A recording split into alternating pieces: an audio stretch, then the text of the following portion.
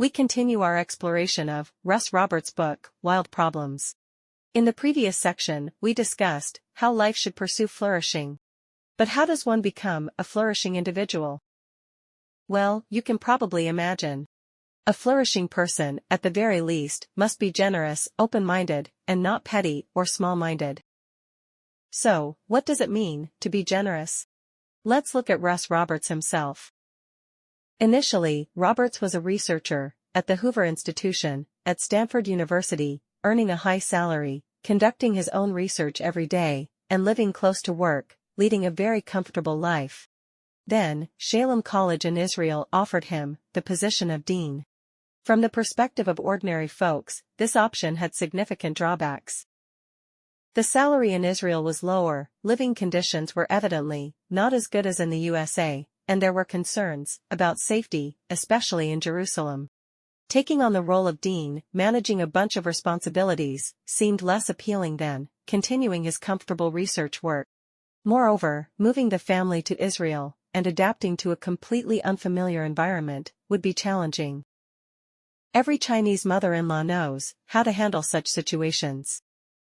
But if Roberts had refused the offer to go to Israel, for these reasons alone, he would have just been a good son-in-law, far from being considered flourishing.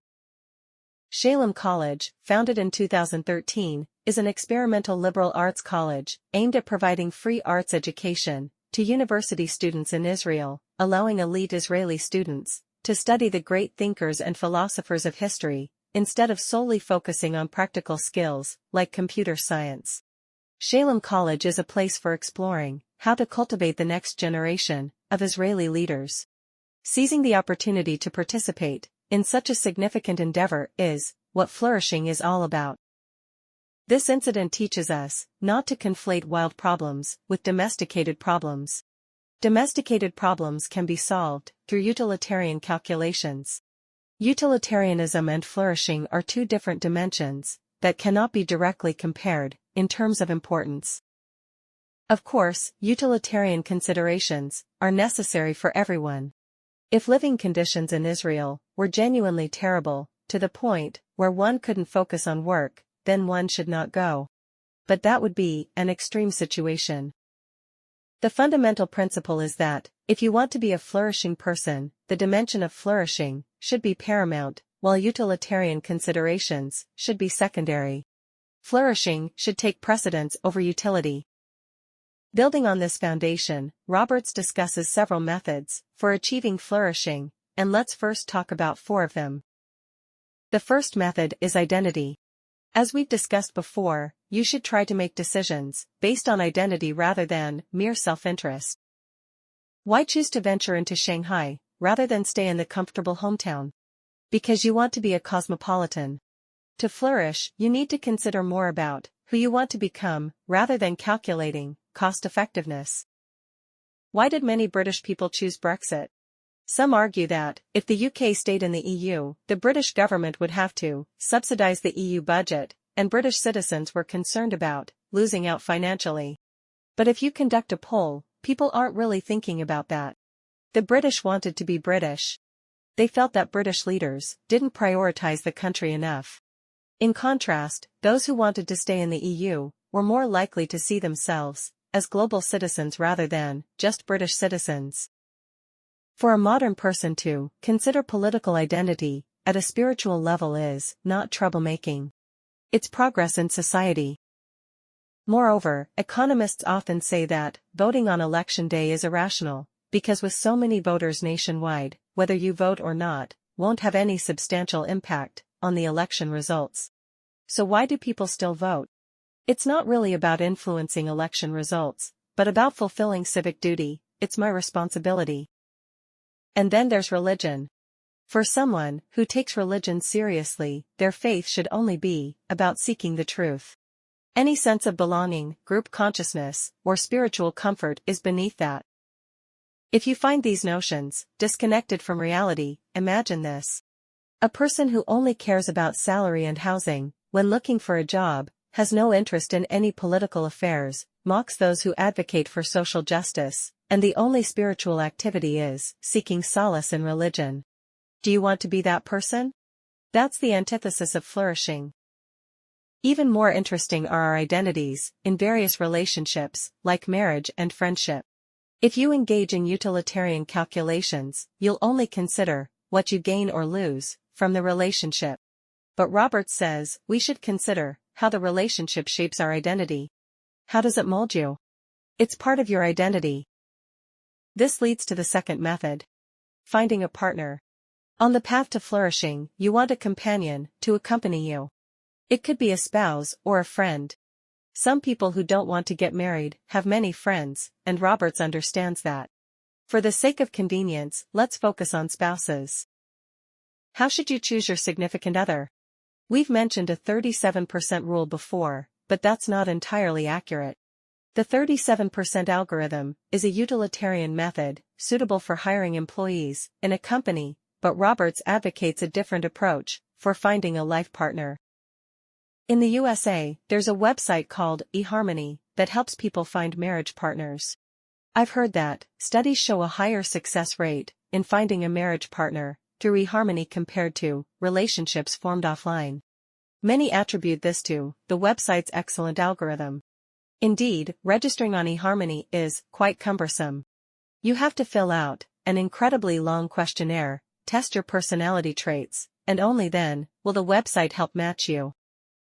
Roberts knows someone familiar with eHarmony internally, and this person privately told him that the high success rate of matching on eHarmony isn't primarily because of the algorithm. It's because the people who register on eHarmony genuinely want to get married. When two people genuinely want to get married, it's easy for them to marry. The lesson here is that strong matching isn't that significant. Don't try to find the perfect person for you. You have no idea who's suitable for you. If there's any guideline, it's to find someone similar to yourself.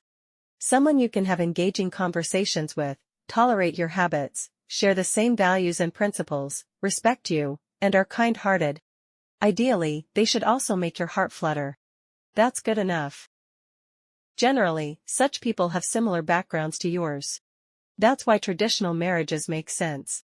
If your family introduces someone with a similar background, and there are no conflicts in religious beliefs and lifestyles, that's all you need. Darwin didn't say he wanted to find the best woman in the world. That idea is foolish. Darwin proposed to his cousin, she agreed, and they had a great marriage. Actually, the key isn't who you find, but how you get along. This brings us to the third method. Being willing to play a supporting role. Recently, a reader asked me, since I often talk about the possibility of the world being virtual, do I ever feel like my children are virtual when I'm with them? I replied that it's not the case at all. Sometimes I feel like the furniture around me is virtual, but I never think of any person as virtual. I might imagine the world as a multiplayer online game where everyone is a player, and only the game scene might be virtual. But if you treat life as a game, you might develop a mistaken sense that you are the only protagonist in the game, and everyone else is just NPC, meant to support you. This feeling is that of being a grown-up baby. Why do activities like meditation, religion, reading, literature, and studying make people better? One of the most significant effects is that these activities allow you to connect with something greater than yourself, making you realize that you are just a part of nature, not the center of the world. Not seeing yourself as the protagonist can actually help you perform better. For example, you might have had this experience. After having an important conversation with someone, you return home and keep reflecting, wondering if you performed well enough. Which statement was right, which was wrong? Was I too foolish today? Actually, the real foolishness is only caring about your performance in that conversation. You didn't see the conversation as a holistic, multi-participant, organic entity. Roberts' suggestion is that, in any activity, imagine yourself participating in an exciting performance. You might be a minor character, but what matters is ensuring the success of the performance. Helping others shine is also good. In fact, if we look at mature individuals in society, especially those with children, they are often willing to play a supporting role. But being a supporting role doesn't mean hiding away. It means engaging in an exploration, with a spirit of discovery, seeing what interesting things can be created. Speaking of which, I have some reflections. When I was in college, I had a few good friends, and we were always together, discussing topics that interested each one of us, and we were very happy. Later, when I went abroad to study, I found that I couldn't fully utilize my language advantage, and I didn't enjoy interesting conversations for a long time. One year when I returned to China, I met two of those classmates again, and when the three of us were together, I immediately regained the feeling of those days. Every word they said was a positive stimulus for me, and I could almost tell a joke with every sentence I spoke. But when I wasn't with them, I didn't have that sense of humor. That's the power of interaction. You're just a part of the whole, but you can make the whole more interesting. Roberts' fourth method is about principles. For example, one day while walking on the street, you see a wallet on the ground, with a considerable amount of cash inside. Assuming no one saw you pick up the wallet, would you take the money? People have three reactions to this question. The first reaction is, since there's no risk, why not take the money for free? Some economists would agree with this stance. The second reaction is, although there's no risk, I enjoy helping others, and for me, the joy of helping others far outweighs that little money. So, to enjoy the pleasure of helping others, I decide to return the wallet to its owner. I choose to be a good person, because being a good person makes me happy. The third reaction is, I don't even have to think about it, I'll just return the wallet to its owner. I do this because it's the right thing to do. Roberts advocates for the third reaction, because it's a principled approach. Lower-level individuals might find it challenging to act on principles, but for higher-level individuals, acting on principles is actually the simplest. This is because acting on principles is a Stoic attitude. You believe in doing what's right without needing to think. Stoicism is much easier than finding a perfect balance, where you don't have to worry about making mistakes. Acting on principles allows you to make decisions instantly in any situation. The second benefit of acting on principles is that it prevents you from compromising.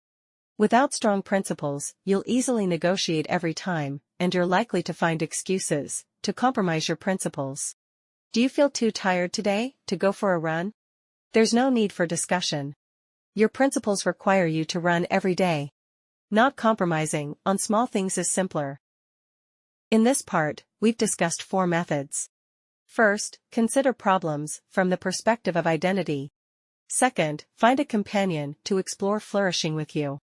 Third, be willing to play a supporting role, and cherish the process of interaction with partners and others. Fourth, act on principles. These may sound simple, but I see little mention of them in today's formal education. Your political ideology teacher is unlikely to teach you how to get along with friends. If a teacher is well-intentioned, they might talk about how business contracts work when discussing market economics. And then they might mislead students into thinking that ideal relationships between people in modern society should be contractual relationships, assuming that relationships between people in the capitalist world are like that. Little do they know, whether it's Roberts or David Brooks we mentioned before, both emphasize that relationships like marriage, friendship, and your career are not contractual relationships, but rather covenant or commitment relationships. In contractual relationships, everyone has to calculate rights and obligations, and if you give a lot and get little in return, you'll feel like you're losing out. But in covenant relationships, it's a commitment. If you promise, you have to do it, regardless of what the other party does.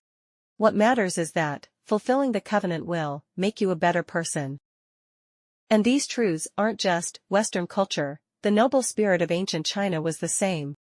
Most of the scholars were turned into system people who only knew how to be loyal to the system, and every move had to be in line with the system's intentions, lacking individual personalities and the awareness of self-flourishing. I think what China needs most now is educational experiments like Shalem College. This concludes this section. In the next part, we will discuss our strategy and case strategy. If you feel there is value in this, please like, subscribe to this channel, and leave your thoughts or suggestions in the comments section. Let's grow together and read more good books.